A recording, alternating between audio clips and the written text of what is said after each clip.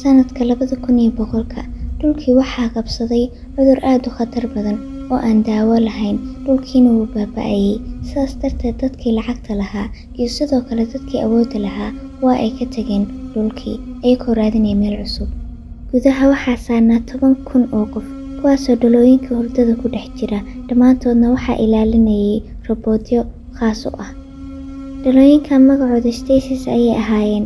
Waxay ahaayeen aaladooyin aan si fiican hore loogu tijaabin. Waxay marmarka qaar sababi jireen xanuunyo maskaxiyan ah sababtoo ah riyooyinka xunxun aan laga soo kici karin.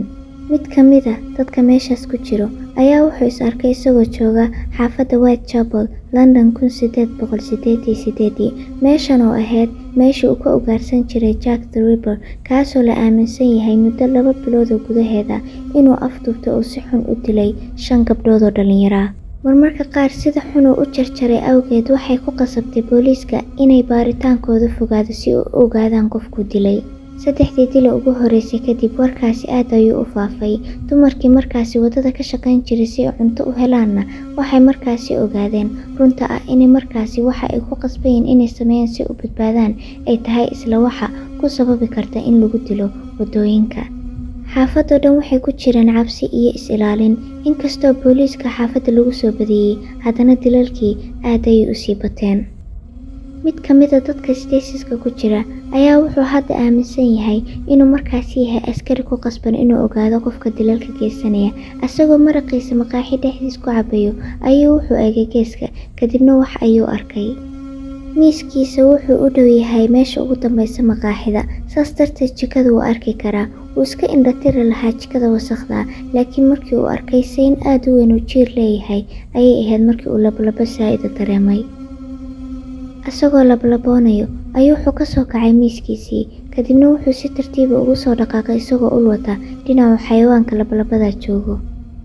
Wuxuu diyaar u ahaa inuu madaxa kaga dhufto ushiisa, laakiin wuxuu arkay inuusan jiir arkaynin. Wuxuu arkay jiir aad u weyn oo qof u eg oo dharka bini'aadanka qabo, kaasoo cuntada guranaya.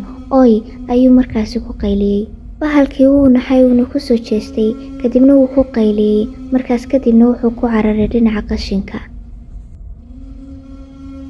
Ninkii aad ayuu u yaabay, asagoo isweydiinaya waxa uu hadda arkay.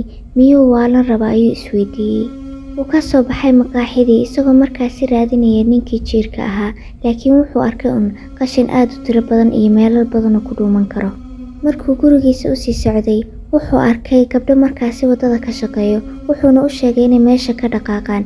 Markaasi waxay dhaheen way ogyihiin khatarta, laakiin choice maysi haysan.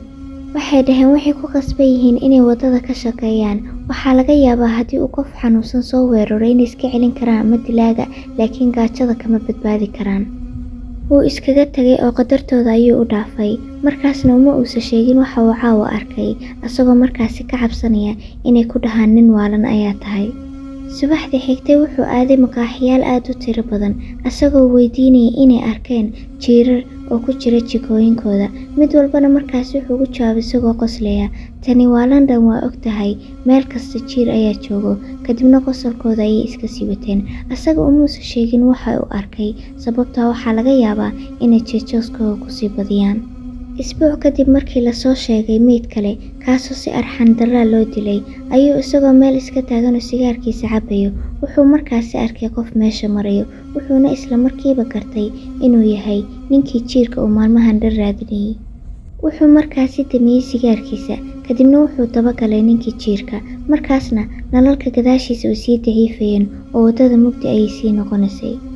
Indhihiisa marnaba kama aysan leexan. Wuxuuna arkayay ninkii jiirka, kaasoo kasii deganaya jaranjaro u socota dhinaca dhulka hoostiisa, una dhow dhismaha isaga ka horeeyo. Tartiib ayuu daba socday, asagoo ushiisa gacanta ku hayso ayuu meeshuu galay ka dabagalay. Kadibna albaabkii ka soo horbaxay ayuu daloolkiisa eegay. Inkastoo waxa uu arkay oo aad u naxdin badnaa, wuxuu hubay 100% waxa uu arkay inay run ahaayeen markan. Gabadh dhalinyaro ayaa dhulka jiiftay, ninkii jiirkana wuu u soo dhowaanayay. Ninkii markani wuxuu xaqiiqsaday inuu helay ninkii dilaaga ahaa. Qolka ayuu si xoog ah u soo galay, laakiin wuxuu la yaabay inuusan markaasi ninka jiirka gabadha dilayn oo uu caawinayo. Wuxuuna u ekaa inuu markaasi cuntadu helay siinayo. Markii uu wax yar u soo dhawaadayna, ninkii jiirka ayaa naxay kadibna wuu ku qayliyey. Markaasna wuxuu dhex galay dalool derbiga ka jeexnaa. Ninkii oo og in hadduu dabagalo uusan qaban karin, markaasi ma uusan isku dayinba. Wuxuu u soo jeestay gabadhii wuxuuna weydiiyey inay caafimaad qabto. Gabadhii ma aysan hadlin, indhaheedana gadaal ayay u rogmeen. Waxayna bilowday si tartiiba oo xanuun ku jira inay qayliso. Dhabarkeedana wuxuu bilaabay inuu dhaqdhaqaaqo sida biyo karkaraya oo kale. Wuxuu ogaa meeshan inay wax weyn ka khaldan tahay. Wuxuu sidoo kale dareensanaa inay xaaladda sidan ka sii dari doonto. Ninkii markaasi marada ayuu ka qaaday gabadhii, wuxuuna arkay kumanaan jiirar yaryara, kuwaasoo markaasi gabadha jirkeeda midba meel ka cunayo, ayagoo dhammaantoodii ay quudanayaan dhiigga gabadha. Gadaal ayuu u baxay, laakiin intuusan dhaqaaqinba albaabkii ayaa isfuray. Waxaana markaasi ka soo galay nin aad u weyn oo indho guduuda leh, kaasoo ku soo dhowaanayo. Markaasi cabsi saa'id ayaa qabatay, wadnihiisana wuu garaacmay, wuxuuna niyadiisa u sheegay inuu cararo. Sida ugu dhaqsiyaha badan ayuu meesha uga cararay. Habeenkii ayuuna markaasi ku dhex lumay. Dhalada dhexdeeda ninka markaasi maskaxdiisa ma aysan fadhin. Kadibna robotkii ayaa qiimeynayay si ay u hubiyaan inuusan markaasi maskaxdiisa wax dhibaato gaarin. Taa waxaa ka sii darneed in gabadha dhalada u dhow ku jirta ay jirkeeda markaasi u soo daynayo calaamado aad u la yaab badan. Robotka meesha ayuu taagnaa isagoo aamusan. Aad ayuu noola yaabanaa waxa meesha ka dhacaya.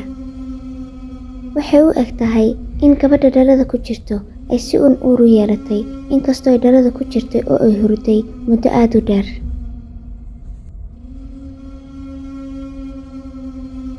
Midda kale oo aysan arag robotkana waxay ahayd in markaasi dhalada u dhow gabadhaasi ninka ku jira oo si tartiiba inuu u dhoola cadeeyo uu bilaabay.